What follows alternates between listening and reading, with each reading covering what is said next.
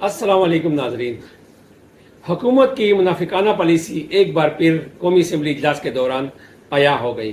ایک جانب وفاقی وزیر قانون سینیٹر اعظم نذیر تارڑ اپوزیشن کو مذاکرات کی دعوت دیتے رہے، جبکہ دوسری جانب اسپیکر قومی اسمبلی سردار ایاز صادق نے 40 دن کی غیر حاضری کے بعد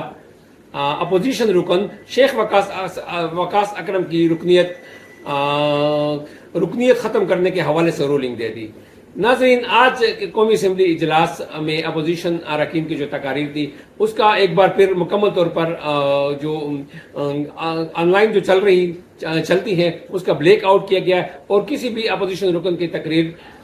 اس کو جو کسی بھی نشریاتی رابطے پر براہ راست نشر نہیں کی گئی. ناظرین، تحریک تحفظ آئین پاکستان کے رہنما محمود خان اچکزئی نے جو آج قومی اسمبلی میں خطاب کیا ہے اس میں انہوں نے ایک بار پھر یہ موجودہ حکومت کو یعنی کہ اس کو موجودہ حکومت کے جو غیر آئینی اقدامات ہیں اور جو ہتھ کنڈے چلائے جا رہے ہیں اس پر انہیں خوب لتاڑا، اور انہوں نے پیپلز پارٹی کو بھی شرم دلانے کی کوشش کی کہ میں اس بات پہ حیران ہوں کہ پیپلز پارٹی اس جو یہ حکومت ہے جو جس طرح آئین کو پامال کر رہی ہے، جس طرح کے اقدامات اٹھا رہی ہے، اس کے قریب کیوں بیٹھی اور اس کی حمایت کیوں کر رہی ہے. ناظرین، اس کے بعد جو محمود خان اچکزئی کی تقریر کے بعد سینیٹر اعظم نذیر تارڑ نے جب کہا کہ جو باتیں انہوں نے کی ہیں انہوں نے بڑی سخت باتیں کی ہیں اور اس کا جواب میں ان کو باہر دوں گا، جس پر اسپیکر قومی اسمبلی نے اسے کہا کہ نہیں، انہوں نے جو باتیں کی ہیں وہ ریکارڈ کا حصہ بن چکی ہے اور اگر آپ لوگ کو کوئی جواب دینا ہے تو آپ اسی اسمبلی فلور پر ہی دیں. مگر اس نے پھر یہ کہا کہ جو میرے بارے میں اس نے باتیں کی ہیں اس کا جواب میں اس کو باہر یعنی کہ علیحدگی میں جا کر دوں گا. اس کے بعد انہوں نے وہ پرانی کہانیاں چھیڑ دی کہ کس طرح جب ہم وہ ایک بنا رہے تھے اور یہ جس وقت یہ پی ڈی ایم کی حکومت تھی اس وقت ہم اس پہ پہنچ چکے تھے، مذاکرات فائنل ہو رہے تھے اور شاہ محمود قریشی ہمارے ساتھ تھے، مگر اس وقت جو ہے بانی پی ٹی آئی نے یہ انکار کر دیا تھا اور وہ مذاکرات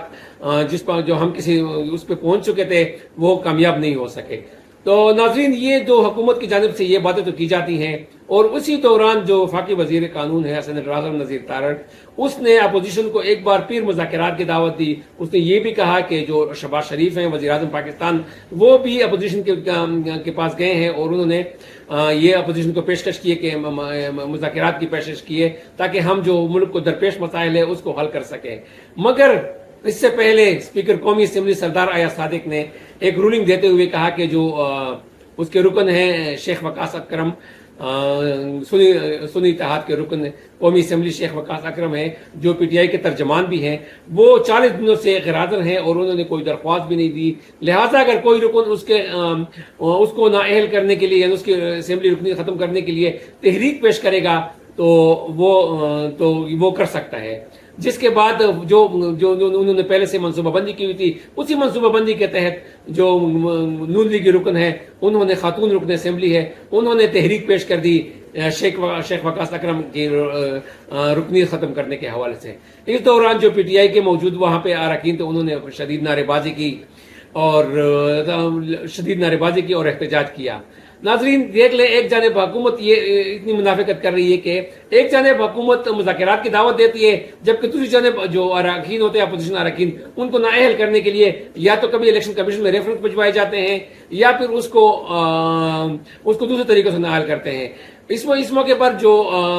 پی ٹی آئی کے چیف ویپ ہے تو انہوں نے اپنے تقریر میں اسپیکر قومی اسمبلی کو یہ کہا کہ یہ جو یعنی کہ اسمبلی کا جو حال ہے آپ لوگوں نے جو بنایا ہوا ہے اب ہمیں بتائیں کہ کبھی تاریخ میں کبھی ایسا ہوا ہے کہ کسی رکن اسمبلی کو اس طرح جو ہے نااہل کیا گیا ہو یعنی کہ اس کو غیر حاضری پر نااہل کیا گیا ہو. مگر اس کا اسپیکر قومی اسمبلی کے پاس کوئی جواب نہیں تھا. ناظرین، آج جو ہے یوم استحصال کشمیر کے حوالے سے قومی اسمبلی میں تقاریر بھی ہوئی مگر اس میں بھی اپوزیشن کی جو تقاریر ہے اس کا مکمل بائیکاٹ کیا گیا یعنی کہ اپوزیشن کی تقاریر نشر نہیں کی گئی. جو صرف حکومتی اراکین تقریر کرتے رہے ان کو جو قومی نشریاتی رابطہ ہے اس کو وہ آن لائن چلتی رہی، باقی کوئی بھی تقریر نشر نہیں کی گئی. اس کے علاوہ جو ڈی چوک میں یوم استحصال کشمیر کے حوالے سے جو سرکاری اسکولوں کے طلباء کو لایا گیا تھا جن کو جھنڈے بھی پکڑائے گئے تھے، جب ان طلباء سے کسی رپورٹر نے پوچھا کہ آپ لوگ یہاں پہ کس لیے جمع ہوئے ہو اور آج کا دن کس حوالے سے ہے تو تقریباً زیادہ تر طلباء نے یہی کہا کہ آج کے دن بانی P T I Imran Khan کو گرفتار کیا گیا تھا تو اور یہ دن اس کے حوالے سے ہم منا رہے ہیں. नाजरीन, एक हुकूमत ने उनको ये भी नहीं बताया कि आपको ये बच्चे जो हैं, इन बच्चों को इतना भी नहीं बताया गया कि उनको हम किस लिए यहाँ पे ला रहे हैं। और तमाम बच्चों ने ये कहा कि जी तक जो वहाँ पे बच्चों की अक्सरियत ने, जो बच्चे थे, बच्चियाँ थी, सब उनकी अक्सरियत ने ये कहा कि जी हम बानी पीटीआई आज के दिन गिरफ्तार हुए थे। इसके अलावा 5 अगस्त को पीटीआई की जानिब से एहतजाज की कॉल भी दी गई। ये एहतजाज पंजाब के मुख्तलिफ शहरों में, खैबर पख्तूनख्वा में, सिंध में और बलूचिस्तान में जारी रहा और इस वक्त भी जारी है। मुख्तलिफ शहरों में, पंजाब के मुख्तलिफ शहरों में जारी है। कराची में जो पीटीआई की पुरअमन रैली थी उस पर शेलिंग की इतलात भी आई हैं और पुलिस की जानिब से ये उस पर जो है